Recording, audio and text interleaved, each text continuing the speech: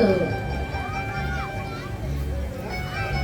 जगत खनोम है तो श्री आज की कथा में सुंदर मंगलाचरण का पाठ करते हैं श्री गुरुदेव जी महाराज। जनमादिश्य कर्मया तत्पश्चात्तिषु विज्ञशराट ये ब्रह्महृदयादिकवये नयन्ति ये यत्सुरय तेजवारे मृदं यथा विनिमया यत्र त्रिशर्गमृषम् धामना स्थिरं सदा निरस्तं कुहकं सत्यं परमधीमहि निगमं कल्पतरुर्गलितं फलम् सुखं खयमृतागवसंयुतं पीवतं भागवतं रसमालयं मोहरं रसिका भोले।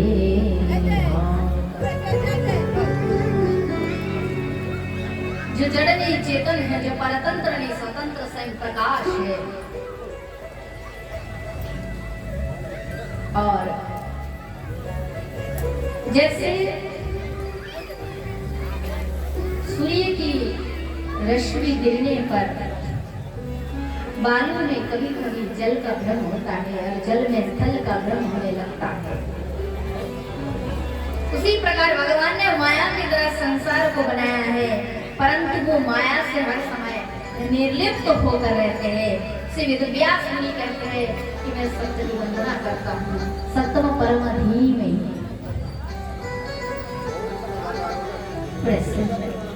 सत्य की वंदना, सत्य की स्तुति, और सत्य की वंदना करके वेदव्यास मुनि ये दिखा रहे कि सत्य की वंदना करके उन्होंने किसी की वंदना छोड़ी नहीं। सत्य पर राम है, सत्य पर कृष्ण प्रतिष्ठित है, सत्य पर दुर्गा है, काली है, शिव है, सब है। इसलिए सत्य की वंदना कर दिए माने सबकी वंदना। निगम माने वेद श्रीमद् भागवत वेद श्लोक कल्प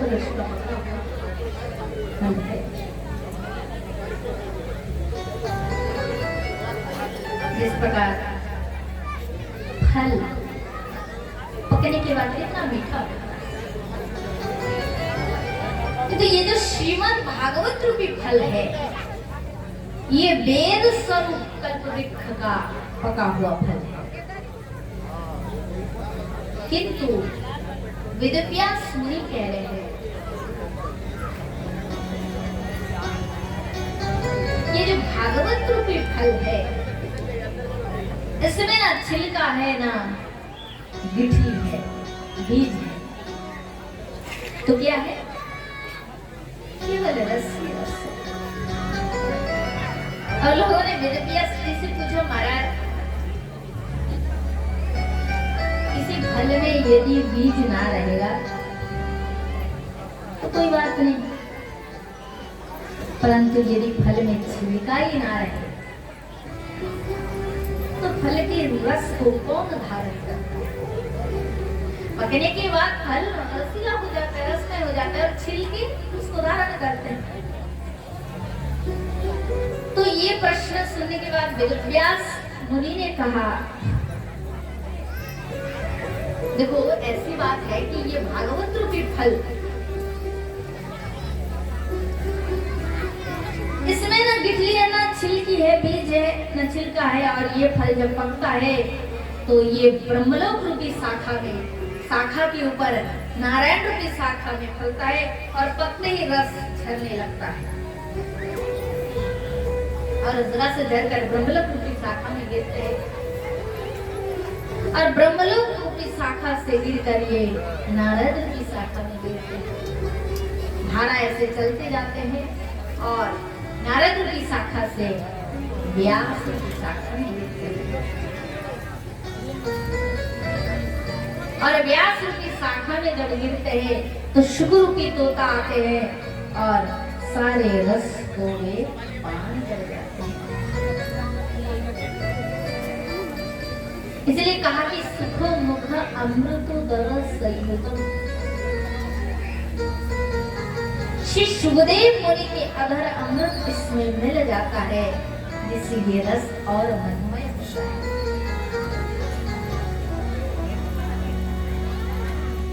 इसलिए मोरम रसिका भूमि भावुका, हे रसिक जन, हे भावुक जन, भागवत रस का पान करते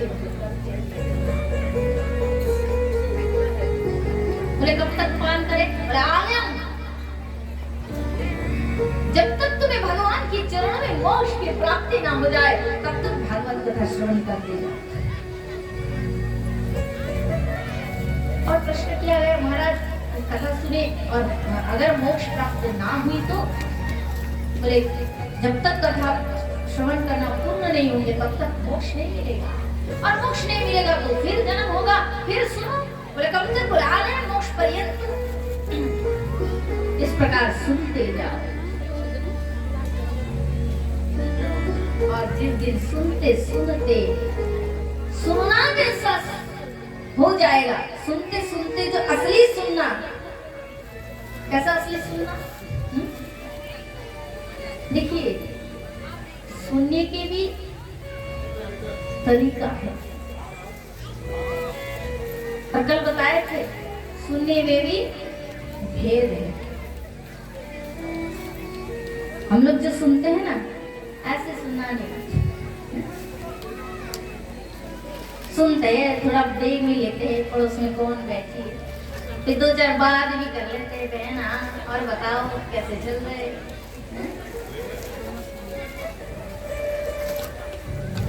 फिर पूछ भी लेते हैं हमारे पड़ोसी वाले बहन आई कि नहीं, कल तो बोल रही थी आएंगी, आज आएंगे करके बोल रही थी, वो कह रही पता नहीं। इधर कथा भी चल रही है, इधर अपना भी मीटिंग चल रहा है, लिटिल मीटिंग वो भी चल रहा है। तो ये कथा सुनना नहीं, और एक कथा होते सुन तो रहे पर अंदर नहीं जा रहे। एक मूर्तिकार थे, बड़ा सुंदर मूर्ति बनाते थे। एक बार उन्होंने वशिष्ठ देव जी की मूर्ति बनाई, नुमाइश मैदान में पेश की, दो मूर्ति बनाई, दोनों ही वशिष्ठ देव जी थे।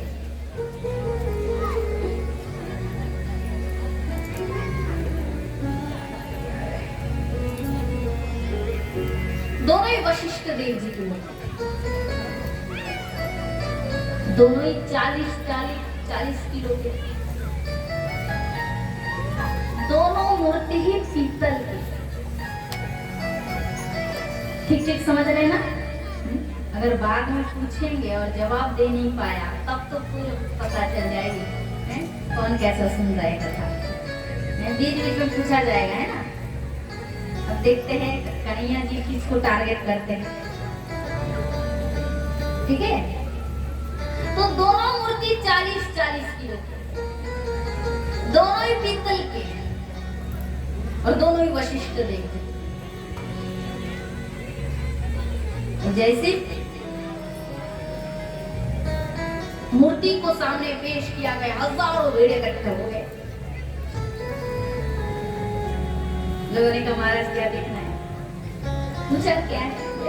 मूर्ति है, दोनों ही पीतल के, दोनों ही वशिष्ठ देव जी के, दोनों ही 40 किलो के हैं, परंतु फर्क यही है कि एक 500 की है और 1 लाख की है। लोगों ने कहा महाराज लाखों वाली कौन सी? बोले ये तो आपको तय करना है, ये तो आपको बताना है। हम कैसे बताएं? बोले यही तो बात है, जो बता सकते हैं लाख वाला कौन से उसको इनाम मिल जाएगा, इनाम मिलेगा।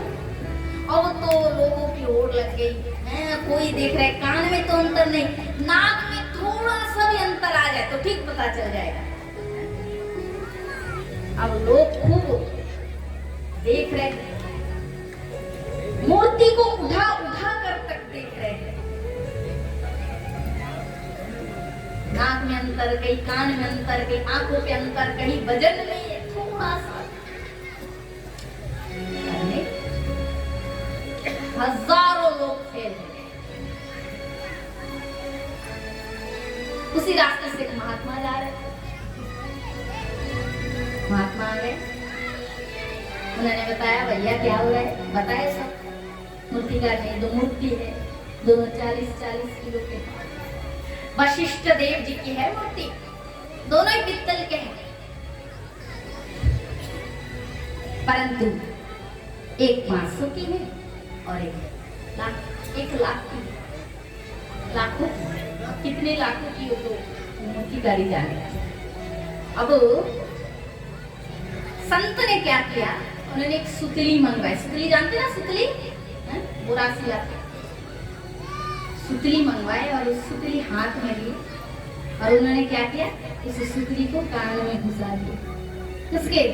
उस मूर्ति के कान में घुसा दिया। जैसे कान में घुसा दिया ना, तो वो सुतली एक कान से ऊपर दूसरी कान से निकल गई। ठीक है, फिर दूसरी सुतली मंगवा ली और ले लिए और उसी को फिर दूसरी मूर्ति के कान में घुसा दिया।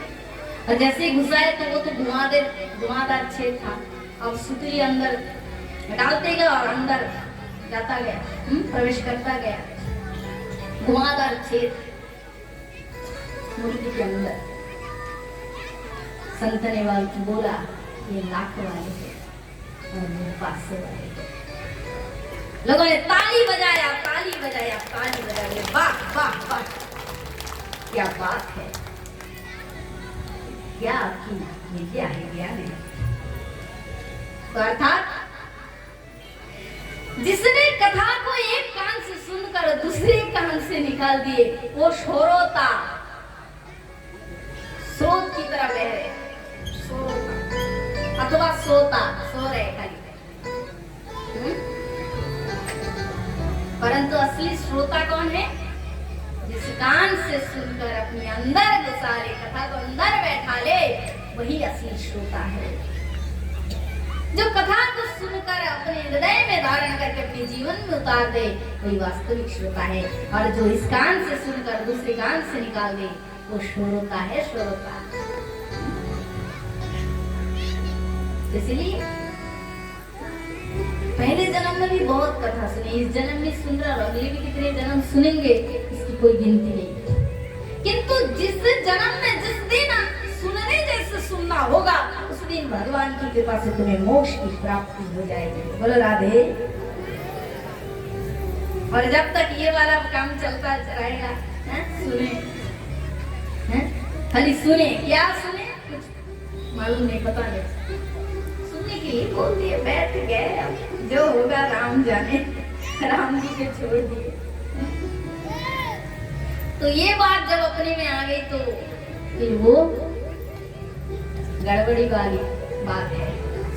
इसमें अपना कुछ काम नहीं होगा, इसमें कुछ लाभ नहीं मिलेगा।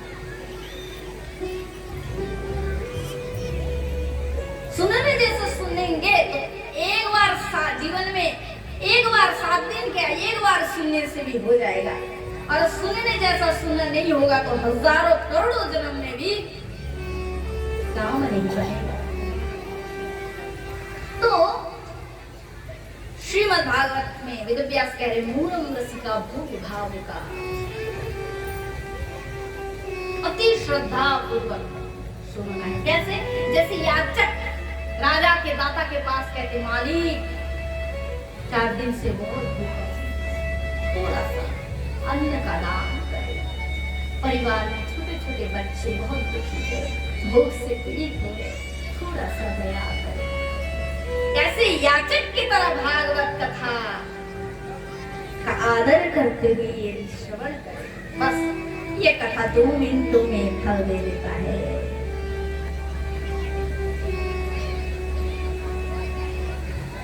श्रुत मुनि ने बड़े सुंदर कथा कहते कहते इसके आगे भगवान की अवतारों की कथा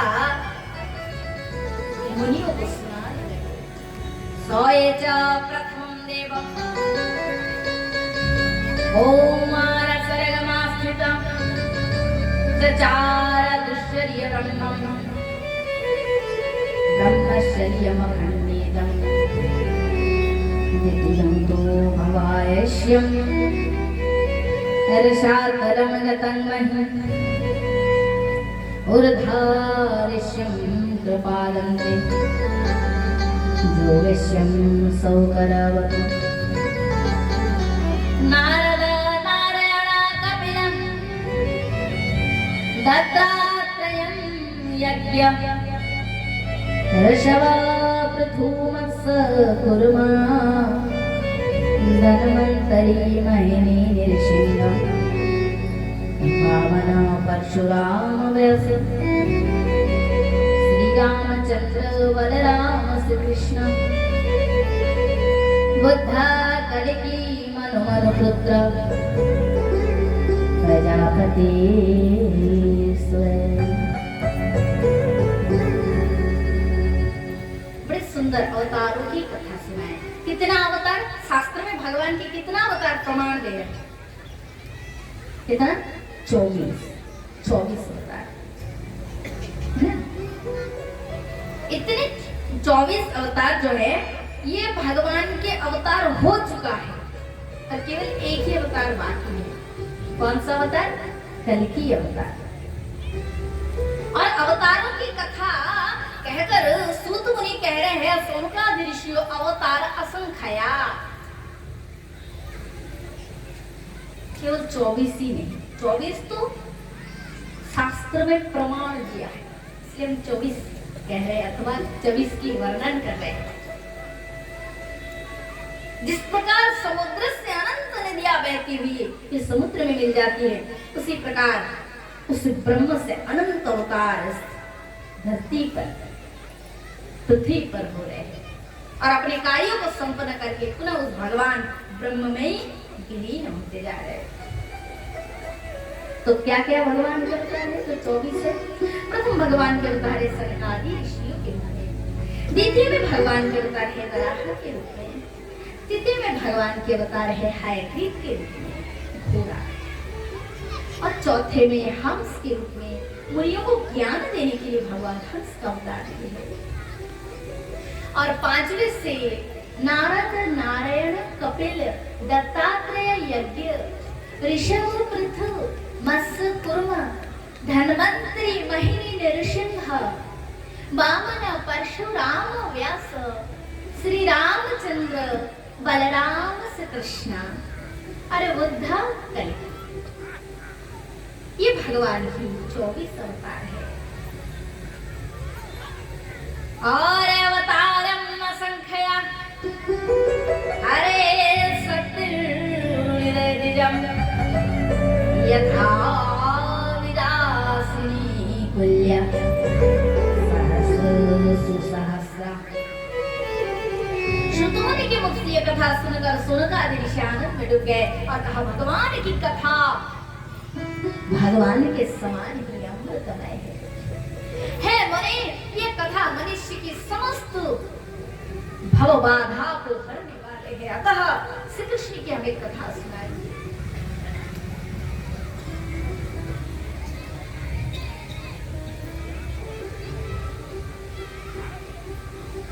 सूत मुनि ये कथा सुनकर रोमांचित हो गए, आनंद में भरकर भगवान की कथा सुनाने लगे। श्रोता यदि कथा सुनते सुनते रम जाए, डूब जाए और कहते जाए कि और सुनाइए, हमारे प्यास नहीं भर रहे, तो वक्ता के हृदय में कितना आनंद मिलेगा? कितना आनंद होगा बताइए। तो सूत मुनि की यही दशा है। सूत मुनि कह रहे हैं हे मुनियों, कुरुक्षेत्र की युद्ध के बाद भीमसेन जी ने अपनी भारी गदा से कौरव श्रेष्ठ दुर्योधन के जांघे को तोड़कर उस युद्ध में पराजित कर दिया। गुरुपुत्र अश्वत्थामा गुरु द्रोण के पुत्र थे। अश्वत्थामा ने जब देखा कि युवराज दुर्योधन की ये दुर्दशा है तो उसने पांडवों को मारने के लिए रात में पांडवों के शिविर में गए और शिविर में जाकर द्रौपदी के 5 पुत्र जो सो रहे थे, उन सोता हुआ बालक को पांडव समझकर उनके मस्तक को काट लिए और युवराज दुर्योधन के पास लेकर आए। युवराज देखिए, आज मैंने आपको विजय दिला दी, आप मरने के पहले युद्ध में विजयी हो गए।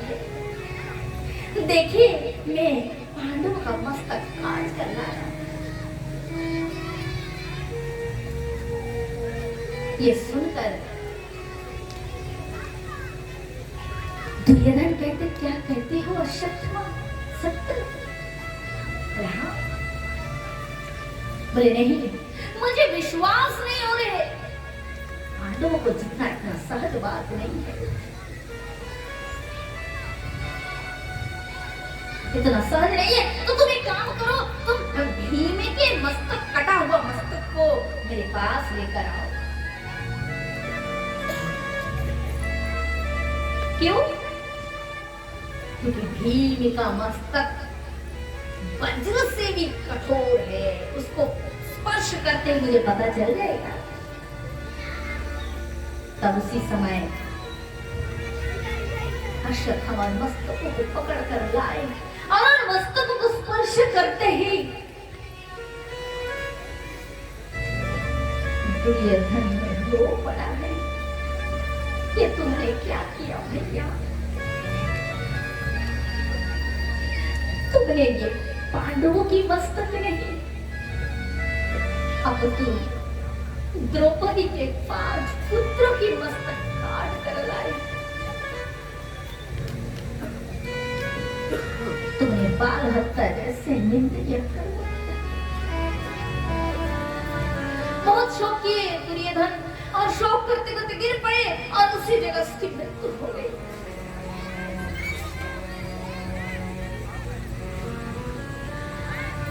अश्वत्थामा भयभीत हो गया, अरे मैंने द्रौपदी के 5 पुत्र को मार दिया, अब तो पांडव मुझे नहीं छोड़ेंगे, अब मुझे क्या करना चाहिए? भयभीत होकर उसी रात को वहां से भागने लगा। रात बीत गई, सवेरा हो गया। माता द्रौपदी अपने पुत्र को जगाने के लिए जब शिविर के पास गई तो क्या देखती है? शिविर के द्वार से रक्त की धारा बह रही है। देखकर मां फूट फूट कर रोने लगी है। रोती है, गिर पड़ती है, फिर उठती है, फिर लड़खड़ाती गिर पड़ती है। पांडव आकर सांत्वना देते हैं, पांडव खुद रोते हैं, रोते रोते अर्जुन कहते हैं, पांचाली तुम शोक मत करो, मैं तुम्हें वचन देता हूं, जिस दुष्ट अश्वत्थामा ने तुम्हारे पुत्र को इस प्रकार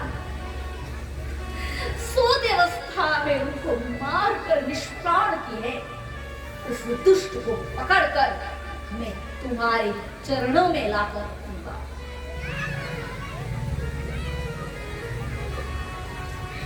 हे पांचाली तुम शोक मत। उसी समय अपने वचन का पालन करने के लिए, मान रखने के लिए श्रीमान अर्जुन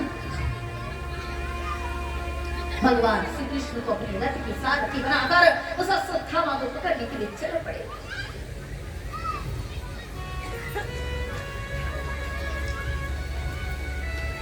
और शिशु मुनि सुनकर ऋषि से कहते हैं, मुनिगण अश्वत्थामा ने जब देखा कि अर्जुन मुझे पकड़ने आ रहे तो भयभीत होकर उसने ब्रह्मास्त्र का अनुसंधान किया।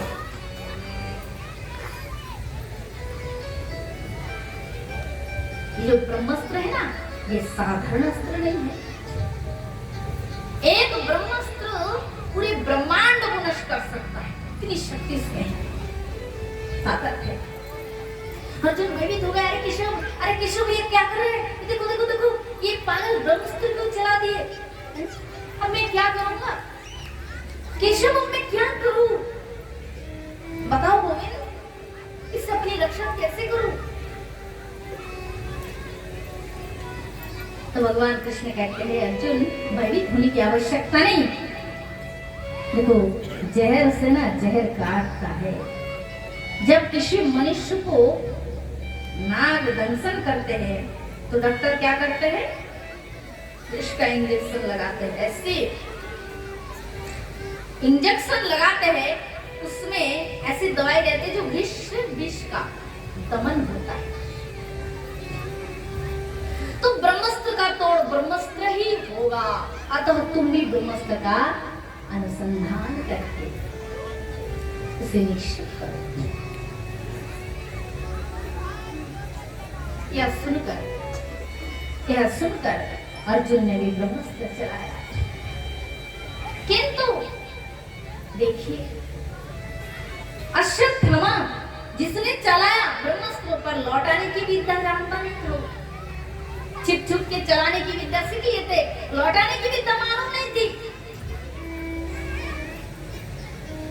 जब अर्जुन ये बात समझ गए तब उसने अपनी गुरुदेव की सिखाई हुई विद्या का स्मरण करते हुए पुनः उसी ब्रह्मास्त्र को अपने कुटीर में शुद्ध मुनि कहते सोनकादि ऋषि जिस प्रकार कोई शिकारी अपने शिकार को पकड़ लेता है, उसी प्रकार क्रोध में भरे हुए अर्जुन उस अश्वत्थामा को पकड़कर रस्सी से बांधकर घसीटते उस द्रौपदी के पास लेकर आए और कहा पांचाली ये तुम्हारे पुत्र के हत्यारे है, तुम जैसे चाहो इसे दंड विधान करो, इसे तुम दंड दो। श्रुत मुनि कहते हैं मुनिगण है सोनकादि ऋषियों, द्रौपदी सती स्त्री थी। उसने सोची हाय गुरुपुत्र है। अरे गुरुपुत्र तो गुरु के समान होते हैं। द्रौपदी कहती है हे पांडवगण, जिस गुरु के कारण आप सबने इतने बड़े युद्ध में विजेता प्राप्त की है, उस गुरुपुत्र का ऐसे अनादर नहीं। अहो मैं जिस प्रकार अपनी पुत्र की मृत्यु से दुखी हो रही हूँ, शोकातुर हो रही हूँ, मैं नहीं चाहती हूँ कि इनकी माता भी इनके लिए शोक करे। इसलिए मेरी प्रार्थना है कि इनको छोड़ दीजिए। अब सोचिए जिसके 5 पुत्र को कोई मार दिया है और उसके सामने वो हत्यारा खड़ा है और उसे कह दिया जाए कि तुम इसे दंड दो और वो मनुष्य उस दंड देने की जगह उसे क्षमादान करे, ये द्रौपदी जैसी महान देविया ही कर सकती है, साधारण मनुष्य कभी नहीं। समस्त सभासदों ने द्रौपदी की जय जयकार की है, उनकी विचार की प्रशंसा की है। तब कुछ लोग कहते हैं कि दंड देना नहीं चाहिए, भीम आदि वीर कहते हैं नहीं दंड देना ही चाहिए। अब क्या करे? अर्जुन धर्म संकट में पड़ गया है।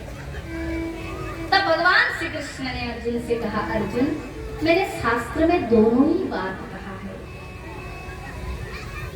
आतुताई को कभी छोड़ो मत। जिसने पाप किया है उसे छोड़ो मत, छोड़ने से वो और करने का उसे प्रोत्साहन मिलता है। इसलिए दुष्ट को दंड दो और ब्राह्मण कितना भी बड़ा पाप करे उसे मृत्यु दंड मत दो, उसका कोई दंड विधान करो। तब यह सुनने के बाद भगवान की एक ही बातों से अर्जुन समझ गया और अर्जुन ने तत्काल उसके जो मस्तक पे जो केश था ना, केश को उड़ा लिए और अश्वत्थामा के सिर पे एक मणि था, उस मणि को उसने निकाल दिया, अपमानित करके वहां से निकाल दिया गया। अश्वत्थामा अपमानित होकर जब जाने लगा तो उसने सोचा कि मैंने पांडवों को निर्वंश कर देने का संकल्प किया था, परंतु अभी भी पांडव की एक वंश अभी भी रह गया है। कौन? युद्ध क्षेत्र में जो अभिमन्यु मारा गया था ना, उसी की पत्नी उत्तरा देवी गर्भवती थी। उसके गर्भ में एक ही पांडव का वंशज पल रहा था। उसी की ओर लक्ष्य करके उसी समय अश्वत्थामा ने ब्रह्मास्त्र का अनुसंधान किया।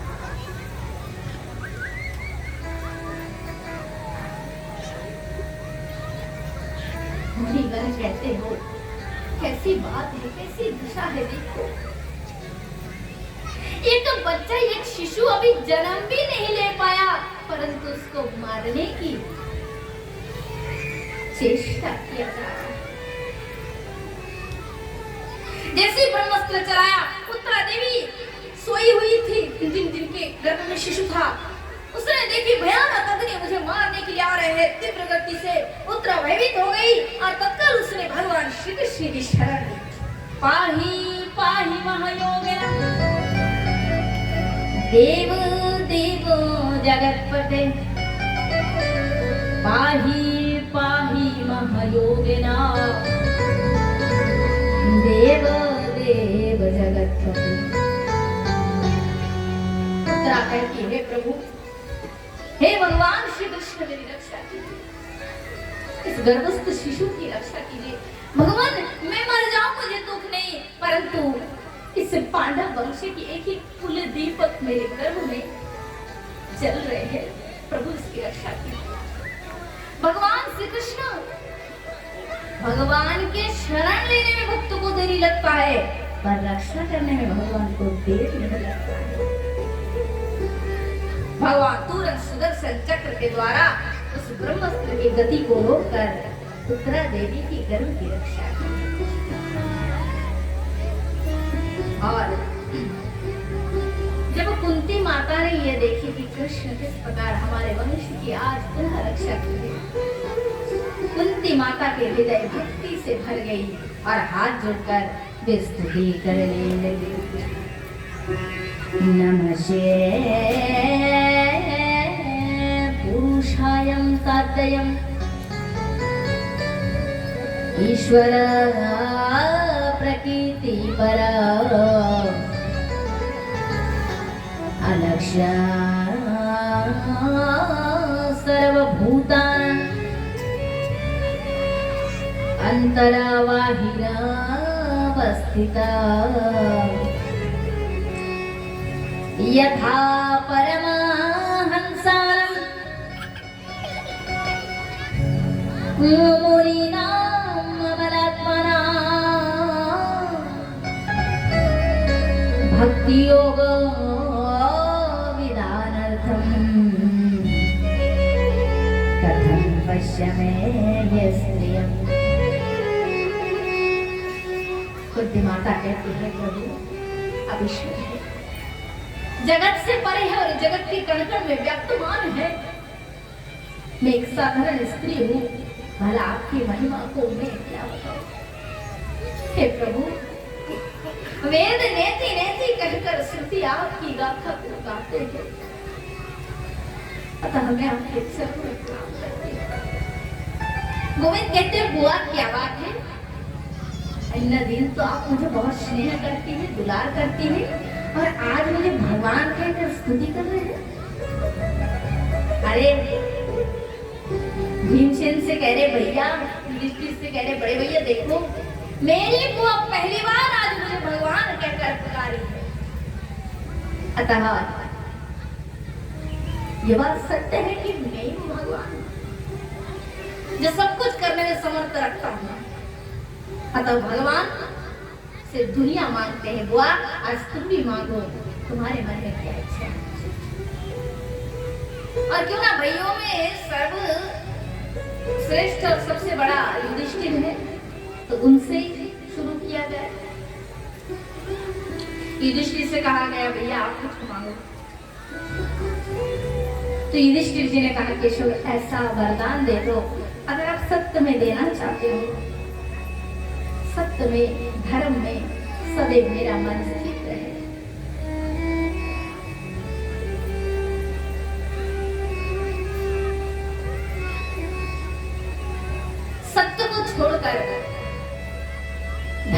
छोड़कर मेरा मन कभी असत्य धर्म में आ जाए।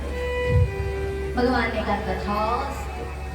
अब भीमसेन जी की बारी आई, उनसे कहा गया भैया आप भी कुछ मांगो, आपके मन में भी कुछ इच्छा है। तो भीमसेन जी कहते हैं केशव मेरी तो यूं ही खानदान में सब हंसी करते हैं, लोग कहते हैं घर में भोजन बनता है तो आधे में खानदान और आधे में भीमसेन, मैं तो बस खाता पीता घर का हूँ। तो केशव अगर वर देना चाहते हैं तो ऐसा ही वर दीजिए कि ऐसे खाते पीते ही रहे और बीच बीच में आपका दर्शन भी मिलते रहे। भगवान बोले तथास्तु। फिर अर्जुन की बारी आई, अर्जुन से कहा गया, अर्जुन ने कहा केशव मेरा तो सबसे बड़ा स्वाभिमान यही है कि शिष्टोस्ते स्वाभिमान संपन्न, तुम मेरे गुरु भी हो। देखो तुम्हारे संग मेरा संबंध, कौन कह रहे? अर्जुन तुम मेरे गुरु भी हो और तुम मेरे मित्र भी हो, क्योंकि कृष्ण के प्रति गुरु का भाव अगर अर्जुन का ना होता तो कभी अर्जुन को इतना ज्ञान, गीता का ज्ञान कभी न मिलता। तुम मेरे गुरु भी हो केशव और मेरे मित्र भी। तो ये केशव ये जो तुम्हारे संग मेरा जो संबंध है ना गुरु शिष्य का अथवा मित्र का, ये संबंध हर दिन के लिए बने रहे, यही मुझे वर। भगवान ने कहा फिर एक एक करके बढ़ता गया। फिर द्रौपदी जी थी, उनसे भी कहा गया तुम भी कुछ वर मांगो। तो द्रौपदी कही केशव क्या आपको वो दिन याद है जब मेरी विवाह हो रही थी और आप गए तो मैंने आपके हाथ में जो धागा बांधते हैं ना कलावा, राखी, वही कलावा बांधी थी। केशव मैंने तुम्हें अपना भाई मानी थी। तो ये जो भाई और बहन का हमारा जो संबंध है ना गोविंद, ये जो संबंध है कभी ना टूटे, तो मुझे बस यही बताओ। भगवान ने कहा तथास्तु। फिर उस सभा में और छोटे छोटे दो भाई थे, कौन? नकुल और सहदेव, उनसे भी कहा गया तुम कुछ मांगो। तो नकुल और सहदेव छोटे भाई है ना सबसे, तो उन्होंने कहा कि प्रभु हम तो सबसे छोटे हैं, हमारा कर्तव्य है बड़े भाइयों का सेवा करना। यदि वर देना चाहते तो यही वर दीजिए कि बड़े भाइयों की सेवा करते रहे और बीच बीच में आपका दर्शन मिलते रहे। परंतु ये वर भी भगवान ने इनको दिया, परंतु क्रांति तो तब आई जब भगवान कृष्ण ने अपनी खुद की जो खास बहन सुभद्रा जो है ना, सुभद्रा से कुछ वर मांगने के लिए भगवान ने कहा। सुभद्रा से कहा गया बहन तुम भी कुछ वर मांगो, क्योंकि कृष्ण की खास बहन थी सुभद्रा। सुभद्रा कहते भैया आज जो मैं मांगूंगी क्या आप सत्य में मुझे दोगे? भगवान कहते अवश्य। अरे पगली तुम मांग तो सही, तुझे मांगने में देर लग सकती है और मुझे देने में देर नहीं। क्या चाहती है तू? इंद्र का पद, ब्रह्म का पद, सूर्य बनना चाहती है या चंद्र, जो भी पद चाहती है कह तो सही। एक सूर्य अनंत चंद्र अनंत ब्रह्मा अनंत शिव के एकमात्र ईश्वर है भगवान कृष्ण। आकाश में सब देवता खड़े सोच रहे पता नहीं आज किसके सिंहासन खतरे में। इंद्र कह रहे पक्का जो कोई तब करता है पहले मेरे सिंहासन ही मांगता है। प्रभु की खास बहने थोड़ी ना छोटी मोटी वस्तु सामान मांग लेगी, एक पद तो निश्चित ही हो ना हो, पद तो मांग ही लेंगे। इंद्र कह रहे पक्का आज मेरे पर ही खतरे में है, मेरा सिंहासन ही ये मांग लेंगे। सबका नजर उस पांडवों की सभा में की ओर है, सब देख रहे उधर।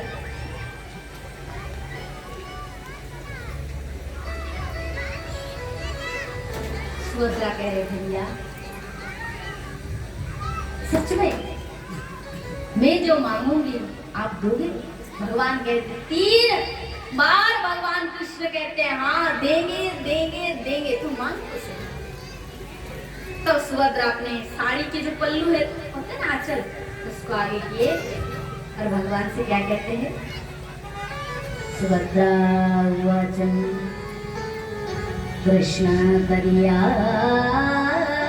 पद पंकजे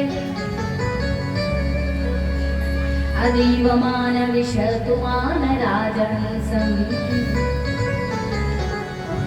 कृष्ण तदीय पद पंकज पंजराते अदीवमान विशतुमान राजहंसं प्राण प्रयाण समये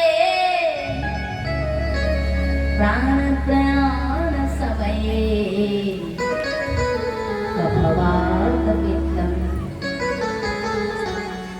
कंठो अवरोदनं विधो स्मरणं कुतश्चिते। सुभद्रा कहती भैया मुझे यही वर दीजिए कि मेरी जो मन रूपी जो राजहंस है यह आपके चरण रूपी मान सरोवर में सदैव डूबे रहे।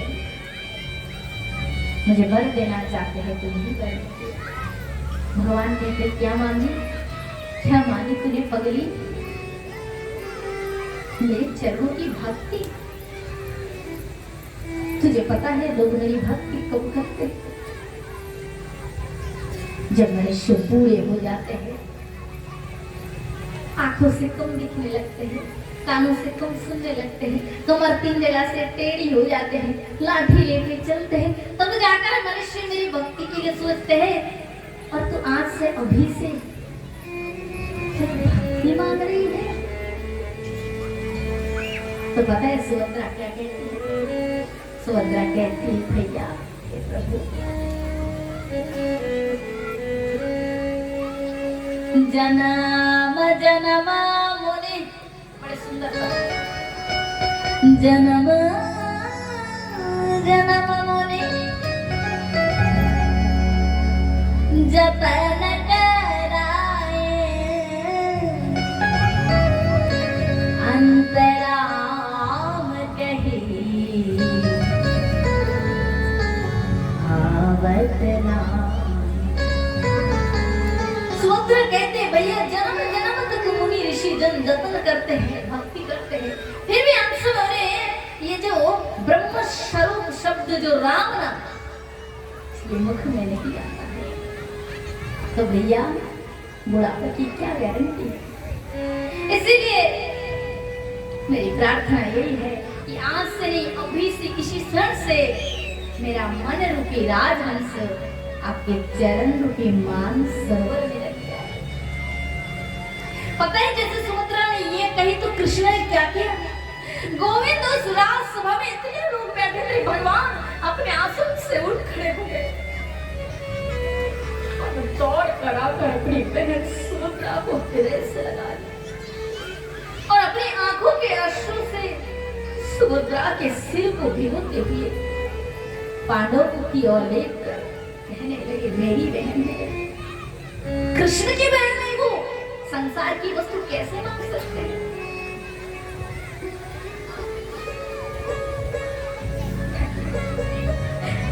कुंती माता ने कही कि शिव सबने तो मांग लिया पर मैं क्या मांगू? भगवान ने कहा बुआ आज बड़ा सुंदर दिन है, जो तुम्हारे मन में है मांगो। तो कुंती माता कहती है विपदा संतुना शाश्वत तत्र तत्र जगद्गुरु भवता दर्शन यस्यात् पुनर्भव दर्शन।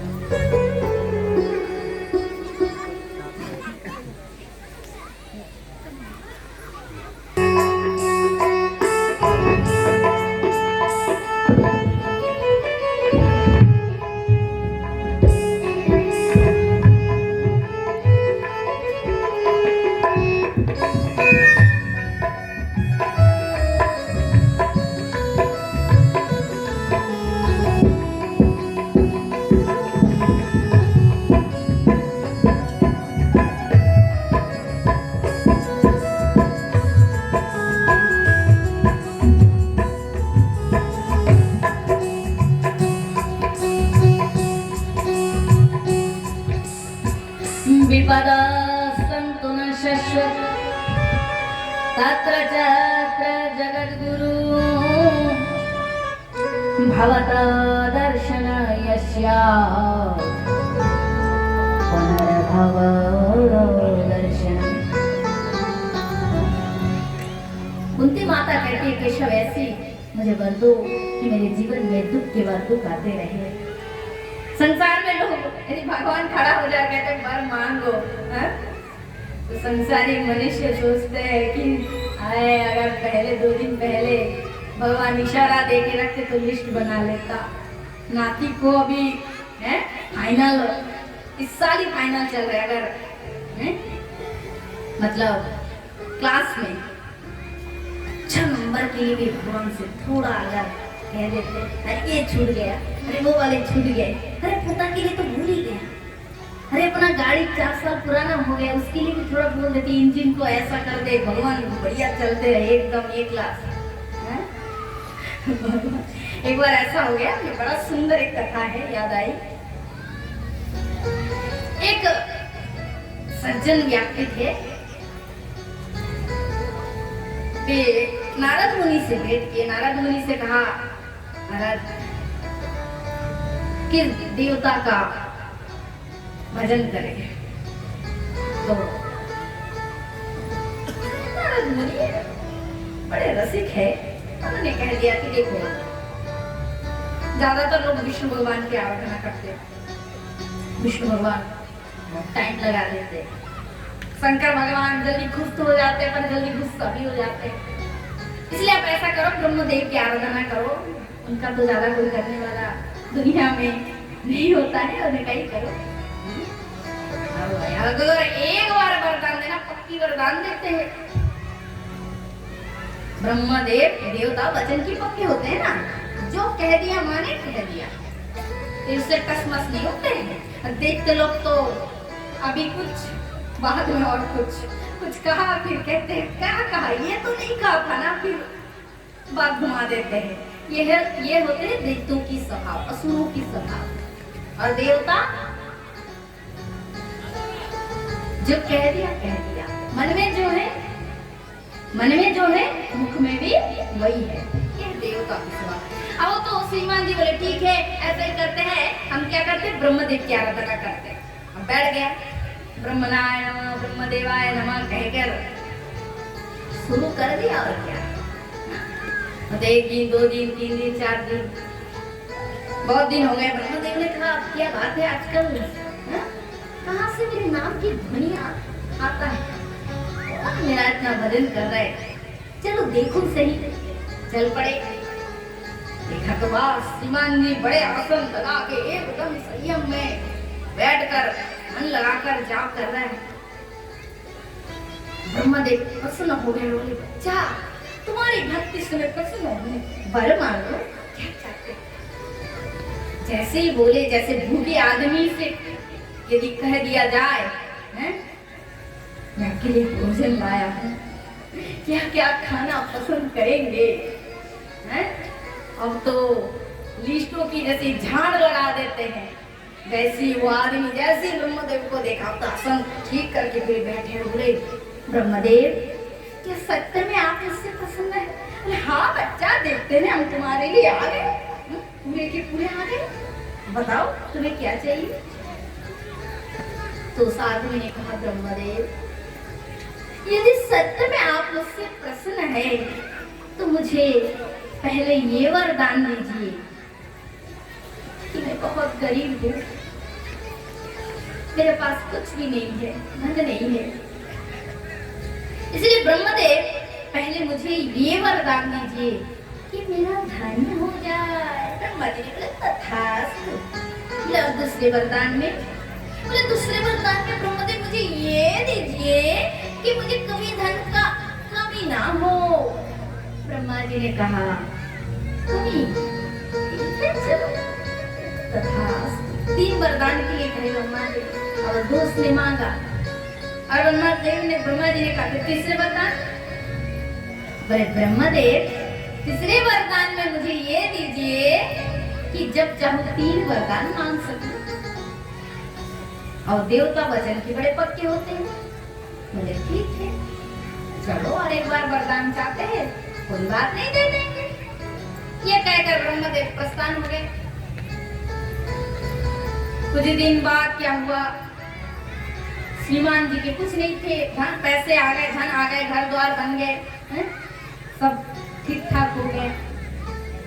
अब अकस्मात क्या हो गया, उनके वहां खूब बारिश हो गई, तूफान हो गया, हवा बह गए, बारिश हुई और बारिश से उनका घर का जो छत उड़ गया। जैसे छत उड़ गए, अब तो पूरा पानी घर के अंदर घुस रहा है। श्रीमान जी बहुत दुखी हो गए, रोने लगे, चिंता करने लगे। फिर रोते रोते चिंता करते करते फिर कहने लगे, काहे की चिंता, कैसी रोना, अपना ब्रह्मदेव है ना।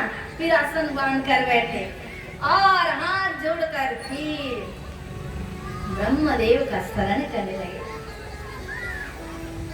हाथ जोड़कर कहने लगे, ब्रह्मदेव, अब वचन दे दिया, आना तो पड़ेगा। जैसे ब्रह्मदेव कह दिया, आप तो ब्रह्मदेव, यार ये तो उसी का आवाज है, कोई मेरा भक्त का। सीधा ब्रह्म जी तत्काल प्रकट हो गए और बोले, बेटा, बच्चा, मुझे स्मरण क्यों किए, बताओ क्या चाहते। बोले, ब्रह्मदेव, मैं बहुत दुखी हूँ। बोले, क्या हुआ।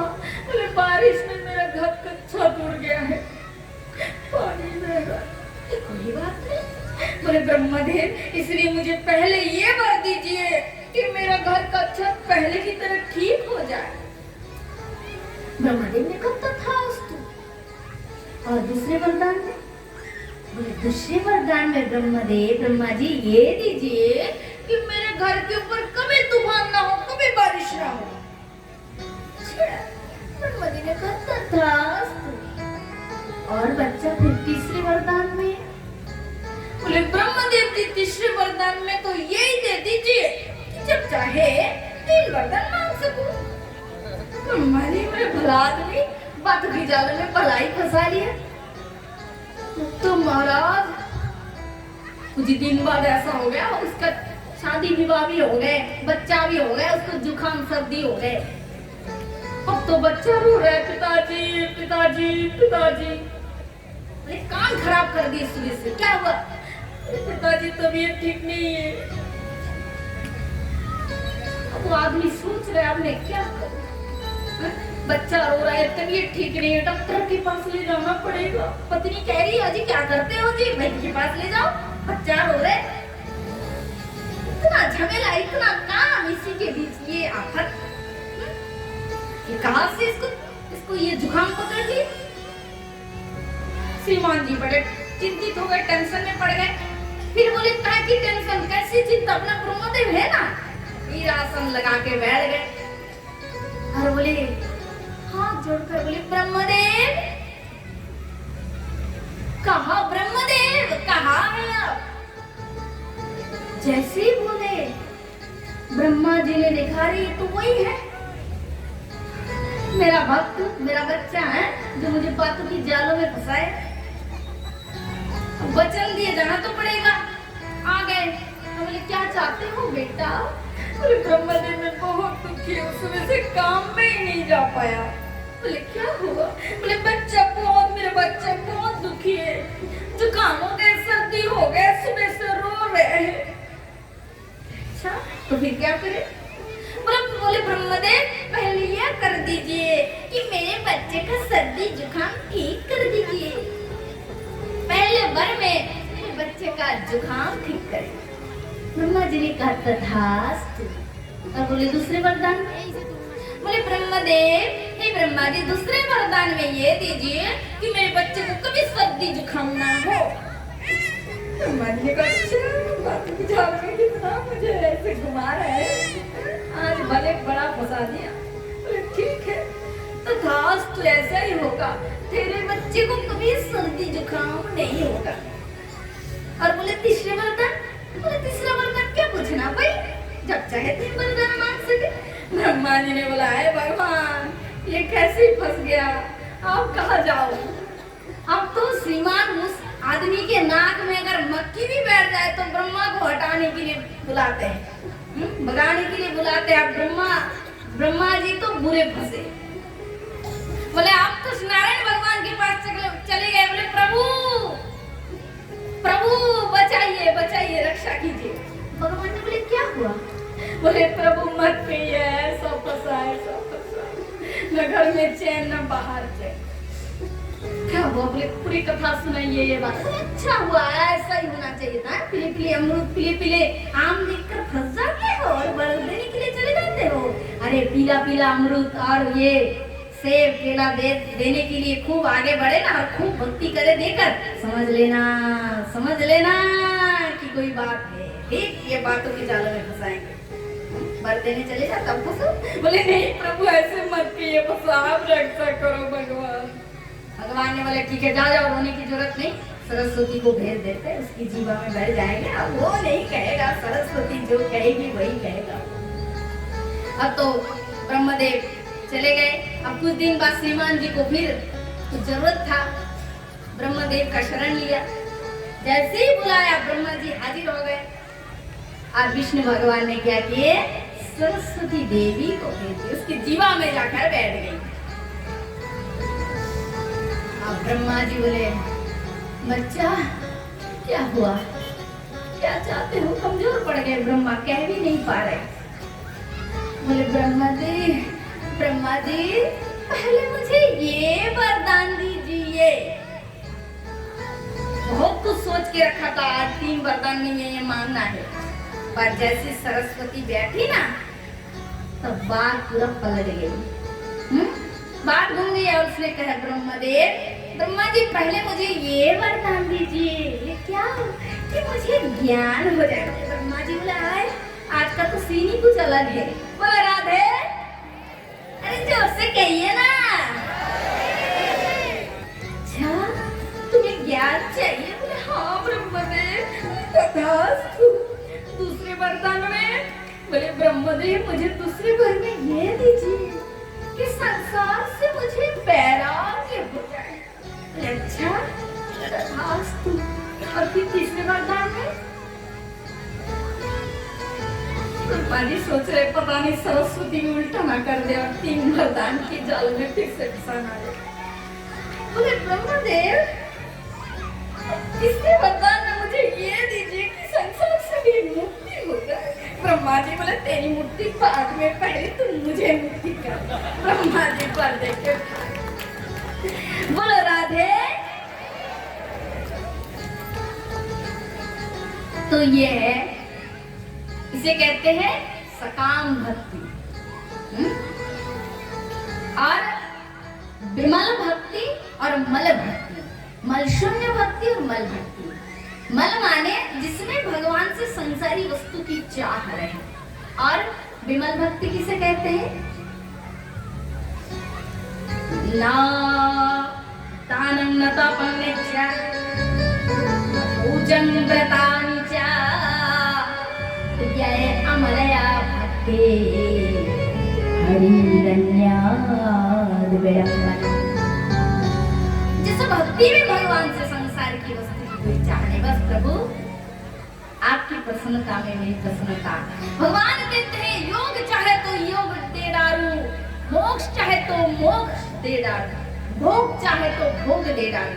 जो मुझसे जो चाहते हैं, मैं तो कल्प वृक्ष का दाता हूँ। जो संसार चाहते संसार देता हूँ, जो भोग चाहते भोग देता हूँ, जो मोक्ष चाहते हैं मोक्ष देता हूँ। मैं तुम्हें भजन करते मुझसे कुछ नहीं चाहते, उसे मैं स्वयं को दे देता हूँ, फिर मैं उसका हो जाता हूँ। तो भगवान को पाना लाभ है या भगवान से पाना लाभ है? इसके लिए एक कथा आती है। तो एक बड़े जमींदार सेठ थे, बहुत बड़ा धनी थे। उन्होंने क्या किया, एक सुंदर महल बनाया, उसमें बहुत कीमती कीमती वस्तु रख दी है। ठीक है, बहुत कीमती कीमती वस्तु सजा के रख दी। हजार हजार लोगों के पास जाकर ये संदेश दिया गया कि ऐसे बहुत बड़ा सेठ जी है, उन्होंने बहुत बड़ा महल बनाया, बहुत सारे कीमती कीमती वस्तु को सजा के रख दी। और वहां आप आए और जो वस्तु आपको प्रिय लगे उसी को आप बिना मूल्य भी ले, पैसा नहीं चाहिए, बस आप फ्री में ले सकते हैं। तो अच्छी बात है। अब सब लोग बोले अरे फ्री में कीमती वस्तु देंगे, ये तो बहुत खुशी की बात है, चलो चलो चलो। हजारों लाखों करोड़ों लोगों की भीड़ लग गई, परंतु वहां एक चीज की शर्त है। क्या शर्त है? कि आपको ये वस्तु अच्छी लगी, फिर वो भी लगी, वो भी लगी, ये लेना है, वो लेना है, वो भी उठाना है, ऐसी नहीं। सब अच्छे, पर उनमें से एक ही ले सकते हैं, दो नहीं। हजारों लोग इकट्ठे हो गए और सब देख रहे हैं, महल में इतनी कीमती वस्तु सब सजे हैं, जिसको देख रहे उसी को लेने की मन कर रहे हैं। पर सेठ जी ने, मालिक ने क्या शर्त रखे थे? क्या शर्त? हाँ, बता सकते हैं? देख रहे इधर कौन कौन से देख, क्या शर्त रखे थे? क्या शर्त रखे थे? एक या दो ले सकते? देखो पीछे वाले किसने आवाज दी, इधर से आवाज ही नहीं आ रहे, इसका मतलब इधर कोई ध्यान देके सुनी ही नहीं। मैंने कही थी ना, कान्हा जी बीच बीच में थोड़ा सा कान्हा जी बीच बीच में सब ध्यान दे रहे, कौन कथा ध्यान से सुन रहे नहीं सुन रहे। तो एक ही वस्तु ले सकते, एक शर्त रखे। तो अब तो महाराज ऐसा हो गया है कि सब लोग पहुंचे, एक ही वस्तु उठा रहे और सब दुखी हो रहे, अरे और भी ले सकते, और भी ले सकते। एक एक वस्तु ले रहे, इधर से घुस रहे, एक वस्तु उठा रहे और उधर से रास्ता था उधर से निकलते जा रहे, फिर घुस रहे, फिर और एक आदमी घुस कर ले रहे, फिर जा रहे, ऐसा हो रहा है। परंतु उस बड़ा सा जो महल है, उस महल में एक आदमी ऐसा घुसा जो कुछ भी नहीं ले रहे, वो खाली देख रहे और देख रहे। तो सेठ जी ने कहा, सब कोई एक एक वस्तु उठाकर जा रहे हैं, पर आप कुछ नहीं लिए। मैं बहुत समय से देख रहा हूँ कि आप केवल भ्रमण कर रहे हैं, घूम रहे हैं, क्या बात है? तो उसने कुछ भी नहीं कहा। बहुत सारे लोग उठा कर वस्तु लेकर चले गए और वो ही आदमी फिर सेठ जी के पास गए और उनसे जाकर कहा, महाराज आपने क्या शर्त रखा था, आपको याद है?